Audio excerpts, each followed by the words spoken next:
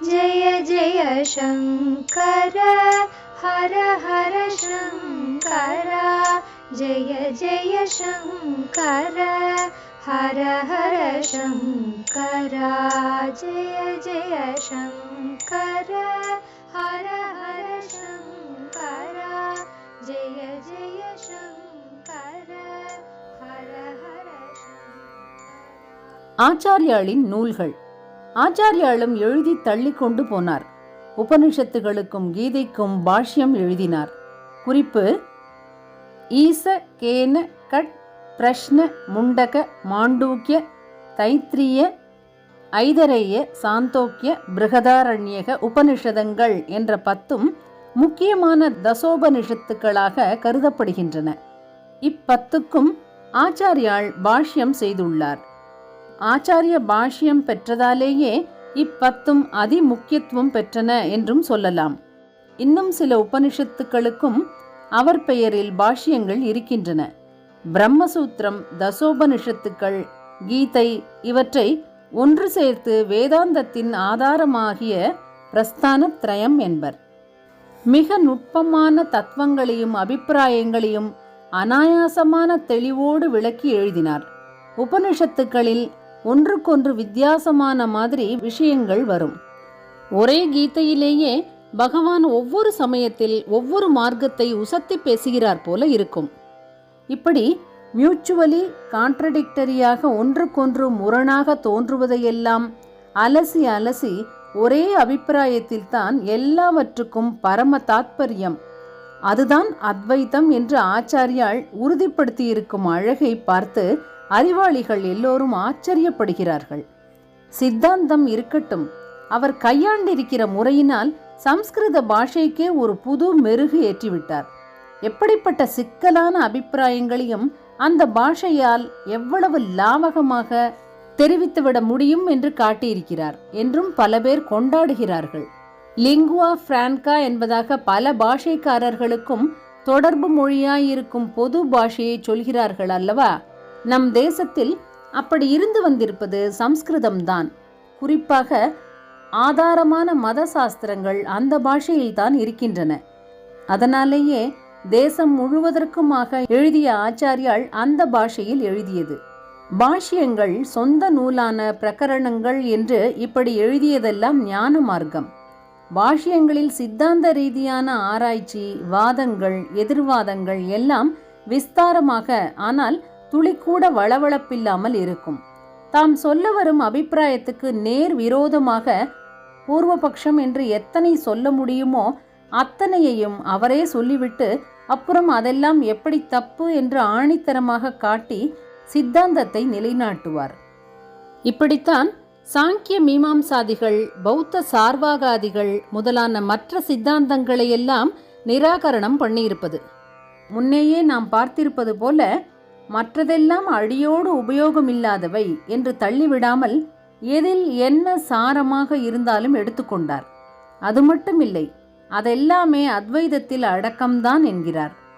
மாண்டூக்கிய உபனிஷத் காரிகை என்று கௌடபாதர் செய்திருக்கிறார். அதற்கு ஆச்சாரியாள் பாஷ்யம் பண்ணியிருக்கிறார் என்றேன் அல்லவா? அதிலே கௌடபாதர் அத்வைதிகளாக இல்லாத மற்ற சித்தாந்திகள் தங்களுக்குள்ளேயேதான் சண்டை போட்டுக் கொள்கிறார்கள், நமக்கு அவர்களிடம் ஒரு விரோதமும் இல்லை என்று சொல்லியிருப்பதற்கு ஆச்சாரியாள் பாஷ்யம் பண்ணும்போது அத்வைதத்திற்கு அந்த சித்தாந்தம் எல்லாமும் கை கால் மாதிரிதானே, அதாவது யதா ஸ்வஹஸ்த பாதாதிபிகி என்கிறார். தன் கை காலுடனேயே எவனாவது விரோதம் பாராட்டுவானா? கை கண்ணை குத்தி வலி உண்டாக்கலாம், ஒரு கால் இன்னொரு காலை தடுக்கி, பல்லே நாக்கை கடித்து வலி ஏற்படுத்தலாம். அது மாதிரி அவர்கள் தங்களுக்குள் மோதிக்கொண்டு போகட்டும். மொத்த மனுஷனுக்கு எல்லாம் அங்கமானதால் எதனோடும் மோதலில்லாத மாதிரிதான் அத்வைதிக்கு அவர்கள். அடுத்த ஸ்லோக பாஷ்யத்திலே இன்னும் பிரேமையோடு அந்த துவைத்தங்களுக்கெல்லாமும் ஆத்மாவாய் இருப்பவன் அத்வைதி என்பதுதானே பரம தாத்பர்யம். ததக பரமார்த்ததோ பிரம்மவித் ஆத்மைவ துவைதினாம் என்கிறார். குறிப்பு: மாண்டூக்கிய காரியா 3வது அத்தியாயம் 17-18வது பாஷ்யம். மாற்று சித்தாந்தக்காரர்களுக்கும் நிரம்ப மரியாதை கொடுத்தே சொல்லியிருக்கிறார்.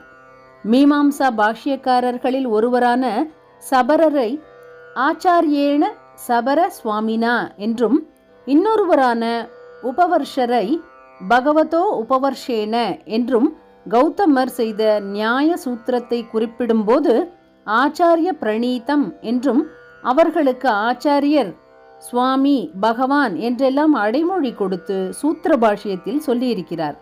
குறிப்பு: 3வது அத்தியாயம் 3.53 மற்றும் 1 மற்றும் 4.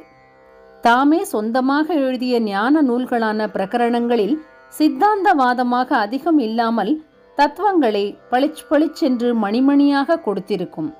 அதோடு கூட அனுபூதிமானின் நிலையையும் ஸ்வச்சமாக வர்ணித்திருக்கும். பிரகரண கிரந்தங்களில் மிகவும் பெரிதான விவேக சூடாமணியிலும் உபதேச சாகஸ்ரீயிலும் இப்படிப்பட்ட வர்ணனைகள் வருவதோடு ஜீவன் முக்தானந்த லகரி, தன்யாஷ்டகம், யதி பஞ்சகம் முதலியவையும் அத்வைதானுபவியின் ஆனந்த நிலையை வர்ணிப்பவைதான். ஒரு கோவணத்தை கட்டிக்கொண்டு தான் பாட்டுக்கு ஆத்மாராமனாக திரிந்து கொண்டிருக்கிறானே, அவனை போன்ற பாக்கியசாலி யார் என்று யதி பஞ்சகத்தில் கேட்கிறார். கௌபீனவந்தக கலுபாக்யவந்தக, பாக்கியசாலி என்றால் அது இந்த கோவணாண்டி அல்லவா என்கிறார். நம் மனசில் ஆழ பதிகிற விதத்தில் அவனே தன்னை மறந்து தன் ஸ்திதியை தத் ஏகோ வசிஷ்டக சிவக கேவலோகம் சாட்சி நித்யக பிரத்யகாத்மா சிவோகம் அகமேவ பரம் பிரம்ம வாசு தேவாக்யம் அவ்யயம் அகம் ஆனந்த சத்யாதி லக்ஷணக கேவலக சிவக சிதானந்த ரூபக சிவோகம் சிவோகம் என்றெல்லாம் சொல்வதாக இருக்கும். குறிப்பு: இவ்வைந்து மேற்கோள்கள் முறையே தசஸ்லோகி, அத்வைத பஞ்சரத்னம், பிரம்மானு சிந்தனம், அத்வைதானுபூதி, நிர்வாணஷ்டகம் ஆகியவற்றில் வருபவை. இப்படிப்பட்ட கிரந்தங்களை பாராயணம் பண்ணும்போது அப்படி பண்ணுகிற நாழி வரையிலாவது நாமும் அழுக்கில்லாத ஆகாசம் மாதிரி ஜோதிர்மயமாக ஆனந்தமயமாக இருக்கிறார் போலவே இருக்கும். ஏக சைத்தன்ய ஜோதிஷினால்தான் லோகத்தில் உள்ள எல்லா ஒளிகளும் காட்சிகளும் காண்பானும் என்பதை இறுக்கி ஒரே ஸ்லோகத்தில் அடக்கி ஏக ஸ்லோக பிரகரணம் என்று ஒன்று அனுகிரகித்திருக்கிறார். அரை ஸ்லோகத்திலேயே கூட உபதேச சாரத்தை வடித்து கொடுத்திருக்கிறார்.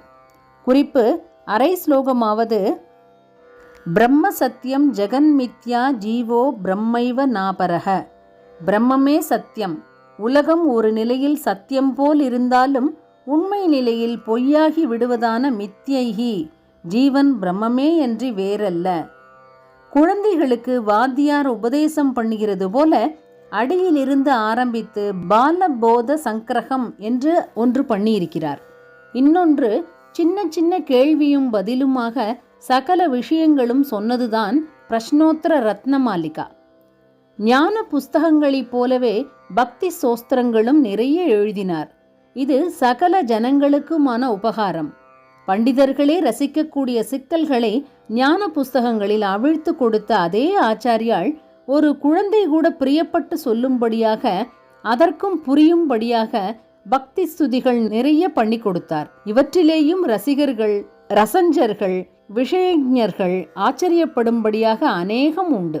பாதாதி கேச வர்ணனை, கேசாதி பாத வர்ணனை என்று தெய்வங்களை விஸ்தாரமாக வர்ணிப்பது, பக்திபாவம் பொங்கும்படியாக எப்படியெல்லாம் உபச்சாரம் பண்ணி பண்ணி பார்க்கலாமோ அத்தனையும் ஸ்லோக ரூபமாக பண்ணிவிடுவது. குறிப்பு: சிவபெருமானை குறித்து பாதாதி கேச சோஸ்திரம், கேசாதி பாத ஸ்தோத்திரம் இரண்டும் செய்திருக்கிறார். விஷ்ணுவை குறித்து பாதாதி கேச ஸ்தோத்திரம் உள்ளது. சௌந்தரிய லகரியில் அம்பகியின் கேசாதி பாத வர்ணனையும், சுப்பிரமணிய புஜங்கத்தில் முருகனின் பாதாதி கேச வர்ணனையும் உள்ளன. பலவித உபச்சாரங்களை கூறும் ஸ்தோத்திரங்கள் சிவமானச பூஜா, மிருத்யுஞ்சய மானசிக பூஜா, திரிபுரசுந்தரி மானச பூஜா, தேவி சதுஷ்ஷட்யுபசார பூஜா, மந்திர மாத்ருகா புஷ்பமாலா, பகவன் கிருஷ்ண மானச பூஜா ஸ்தோத்திரங்கள், தத்துவங்களையே திரவியங்களாக உருவகித்த நிர்குண மானச பூஜா ஸ்தோத்திரமும் உள்ளது என்று நிறைய செய்து அவற்றை சொல்வதாலேயே பாராயணம் பண்ணும்போது சித்தம் பரமாத்மா விஷயமாக ஒட்டி கொண்டிருக்கும்படி செய்திருக்கிறார். பாஷ்யங்கள் முழுக்க ப்ரோஸ். பிரகரண கிரந்தங்களிலும் ப்ரோஸ் உண்டானாலும் பொயட்ரி தான் ஜாஸ்தி. சோத்திரங்கள் எல்லாம் பொயட்ரி தான். எதுவானாலும் அதே தெளிவு, அர்த்த புஷ்டி, ஹிருதயத்துக்கு பரம சாந்தியை தருகிற தன்மை. ஜெய ஜெய சங்கர, ஹர ஹர சங்கர. மகாபெரியவா சரணம். जय जय शङ्कर हर हर शङ्कर जय जय शङ्कर हर हर शङ्कर जय जय शङ्कर।